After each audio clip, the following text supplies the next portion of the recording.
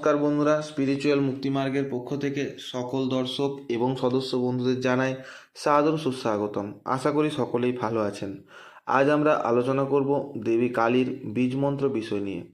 এই বীজমন্ত্রটি কীভাবে পাঠ করবেন, কী কী বিধিনিষেধ রয়েছে, সেই সকল বিষয় নিয়ে আমরা আজ আলোচনা করব এবং এই পাঠের কী কী ফল আছে সেই বিষয়েও আমরা আলোচনা করব।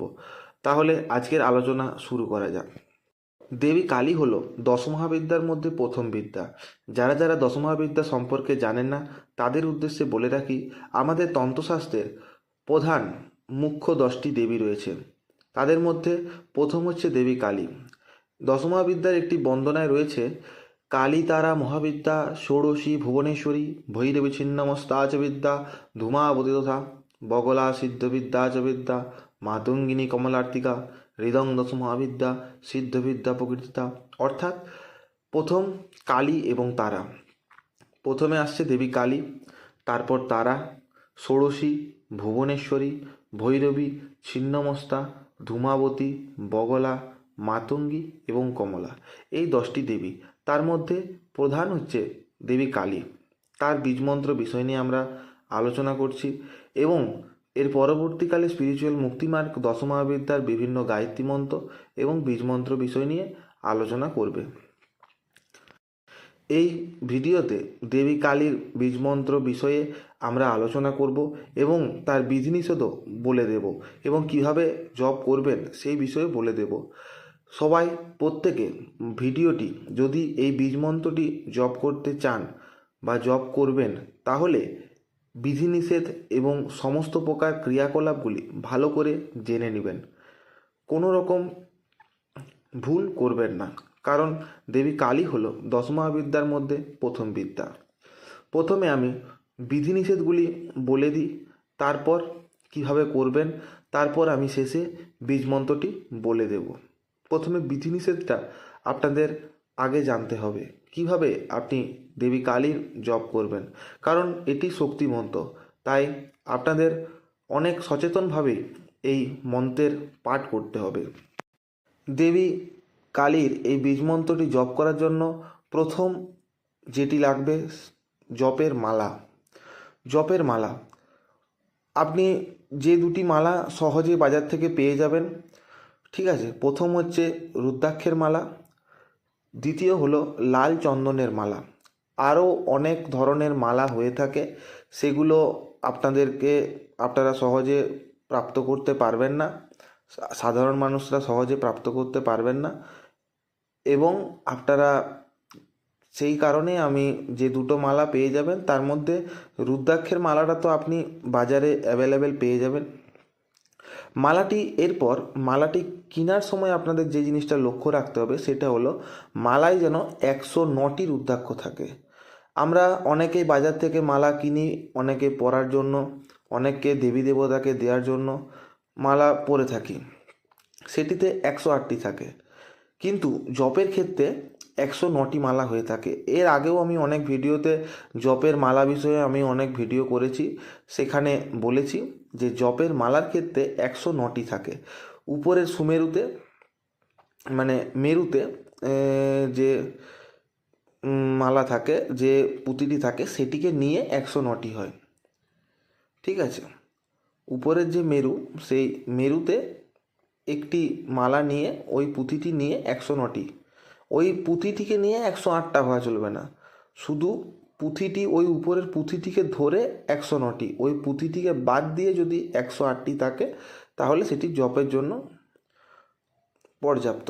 তাহলে আপনি বুঝতে পারলেন, জপের জন্য 109টি, আপনি পুরো 109টি মালা দেখে নেবেন এবং মালার মধ্যে প্রত্যেকটি পুঁথিকে ভালো করে লক্ষ্য করে দেখবেন, যাতে কোনো পুঁথিতে কোনো রকম খারাপ না থাকে, বা পুঁথিতে কোনো বা রুদ্রাক্ষের মালার যে রুদ্রাক্ষগুলিতে কোনো ফাটল বা কোনো পোকা লাগা বা কোনো ফুটো, মানে কোনো খণ্ডিত রুদ্রাক্ষ জপের জন্য চলবে না। এই জিনিসটা লক্ষ্য রাখতে হবে। এরপর বিষয়টি হলো, জপের মালায় গাঁট থাকতে হবে, অর্থাৎ যেটা আমরা সহজ ভাষায় বলি গিট। একটি করে গিট থাকতে হবে, মানে একটি রুদ্রাক্ষের গাঁথা থাকবে, তার মিডিলে বা তার মধ্যে একটি গিট থাকতে হবে। এটি আদর্শ একটি জপের মালা। ঠিক আছে। আর আপনি যদি না পান, আপনি রুদ্রাক্ষ কিনে এনে, রুদ্রাক্ষের একটি মালা কিনে এনে সেটিকে আপনি বাড়িতে তৈরি করতেও পারবেন। আমি এর আগের অনেক ভিডিওতে দেখিয়েছি রুদ্রাক্ষের মালা জপের জন্য গিট থাকতে হবে। গিট না থাকলে আপনি যদি ওটা পূর্ণ জপ করেন, একমালা জপ করেন, তাহলে ওটার সংখ্যা একই দাঁড়াবে, ওটা 108 দাঁড়াবে না, কারণ এটা আমাদের শাস্ত্রে বলা আছে। সেই কারণে এই জিনিসটা লক্ষ্য রাখবেন। তারপরের বিষয় হলো একটি লাল আসন নেবেন। আপনারা কুশ আসনও নিতে পারেন, কম্বল আসনও নিতে পারেন, ঠিক আছে। একটি লাল বস্ত্র পরিধান করতে পারেন। একটি লাল বস্ত্র পরিধান করে আপনি একটি দেবীর মূর্তি বা ফটো প্রতিষ্ঠা করলেন, ঠিক আছে। এবং জপের যে আরও একটি বিষয় যেটা আমি একটু ভুলে গেলাম, ওটা এখন বলছি। জপ কখনো উন্মুক্তভাবে জপ করবেন না, অর্থাৎ আপনি জপের মালাটি হাতে নিয়ে যে জপ করছেন সেটিকে ওরকম উন্মুক্তভাবে খোলাভাবে জপ করা চলবে না। জপের জন্য আপনাকে জপের একটি গোমুখী ব্যবহার করতে হবে। সেই গোমুখী বিষয়ে আমরা অলরেডি ভিডিও করা আছে আমাদের ইউটিউব চ্যানেলে। একটি জপের একটা ব্যাগ হয়ে থাকে, ঠিক আছে। ওই জপের ব্যাগে জপ করতে হয়, ওটাকে গোমুখী বলা হয়, ঠিক আছে। ওই গোমুখীতে জপ করতে হয়, এটা মাথায় রাখবেন। আপনি জিনিসগুলো ঠিক করে জেনে নিন যে কোন কোন জিনিসগুলো লাগছে। এরপর ধূপ প্রদীপ, ঠিক আছে, এগুলো লাগছে। এরপর আপনাকে আচমন করতে হবে।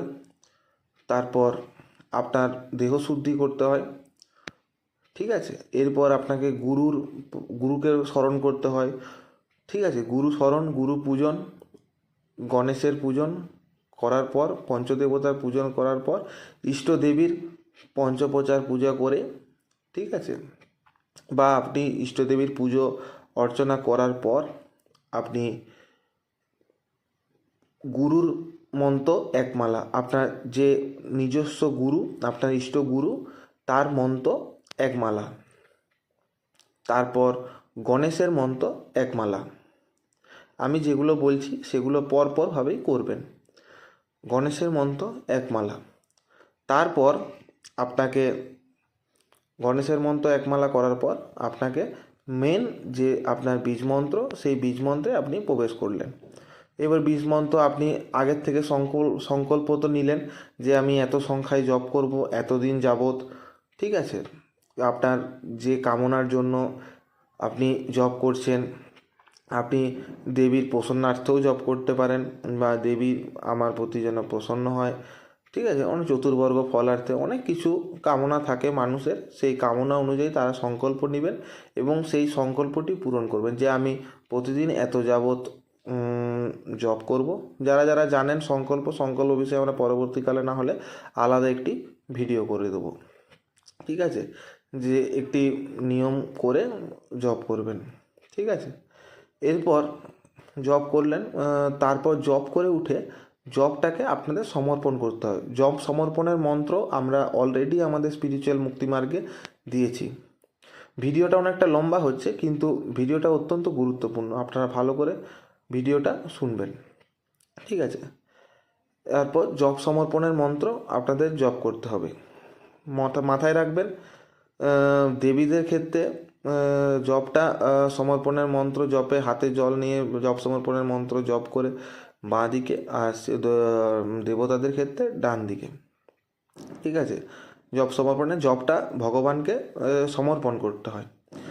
আর একটি বিষয় লক্ষ্য রাখতে হবে, জপের টাইম অর্থাৎ সময়। আপনি যে সময়ে, আপনি ধরুন একটি রিদিমিক যে সংকল্প নিলেন যে এতদিন যাবো জপ করব, সেই প্রতিদিন আপনি যখন জপে বসবেন সেই সময়টা যেন একটা টাইম হয়, একটি নির্দিষ্ট সময়ে টাইমটা মেনটেন করার চেষ্টা করবেন, একটি নির্দিষ্ট সময়ে জব করতে বসবেন, ঠিক আছে।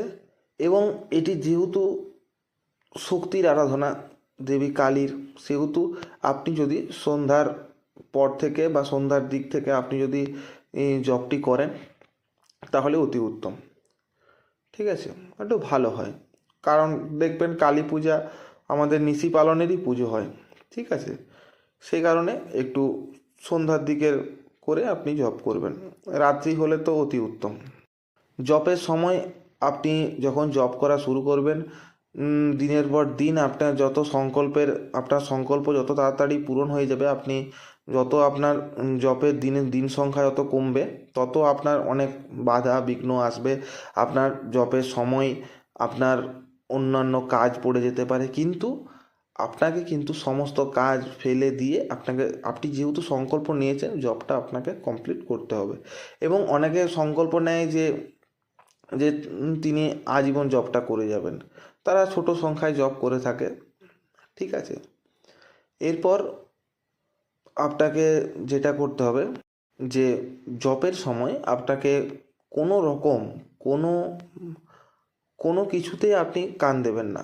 একাগ্র চিত্তে ভ্রু মধ্যে দেবীকে স্মরণ করবেন, চোখ বন্ধ করে ভ্রু মধ্যে দেবীকে স্মরণ করে দেবীকে ওইখানেই কল্পনা করবেন। ভ্রু মধ্যে কল্পনা করে আপনি জব করতে থাকবেন। জবে আপনার যেন ফোকাসটা থাকে, এবং জব করতে করতে প্রথম আপনি যখন জব করবেন, আপনার মন অনেক বিচলিত হবে, অন্যান্য অনেক চিন্তাভাবনা আসবে, কিন্তু আপনি ধীরে ধীরে যত একাগ্রতা আপনার বাড়বে, তত আপনার ওই সমস্ত চিন্তাভাবনা দূর হয়ে যাবে। সেই কারণে আপনাদের সেগুলো ভাবতে হবে না। প্রথম এগুলো আপনাদের অসুবিধা হবে।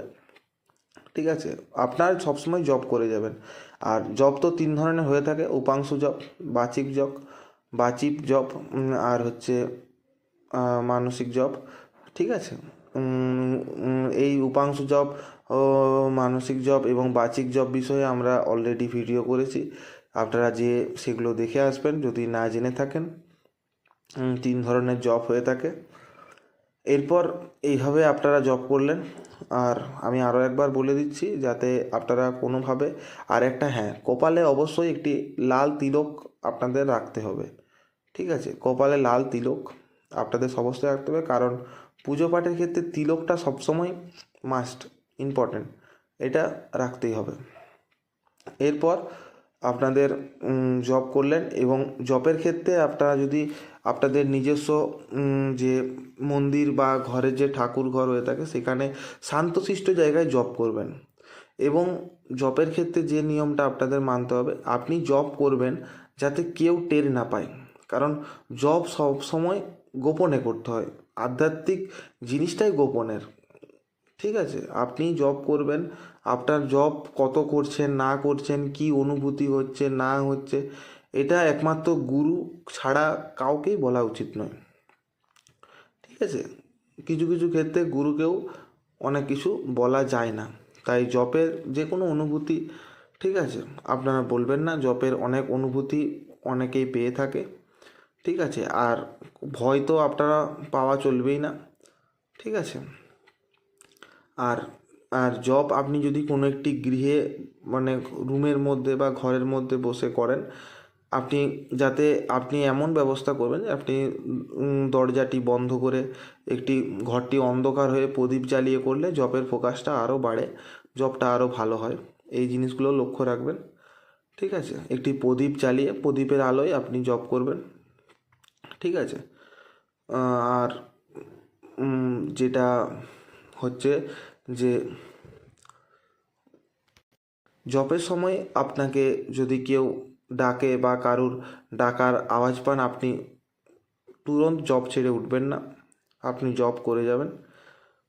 তারপর যখন দেখবেন, যদি আপনার মনে হয় যে উঠতেই হবে, তখন আপনি সেটা আলাদা ব্যাপার, আপনি জব শেষ করেই উঠবেন। এটাই সবসময় নিশ্চিত করে রাখবেন যে জবটা যেন শেষ করে উঠি। জবের সময় অনেক বাধা বিঘ্নতা আসে, অনেকও এরকম আওয়াজ আসবে যে আপনাকে বলা হচ্ছে উঠে যাওয়ার জন্য, আপনারা উঠবেন না। ঠিক আছে, এই জিনিসগুলো লক্ষ্য রাখবেন। এরপর আমি দেবীর যে বীজ মন্ত্রটি সেটি বলছি: ওং ক্লিং দক্ষিণা কালিকাঐ নমঃ।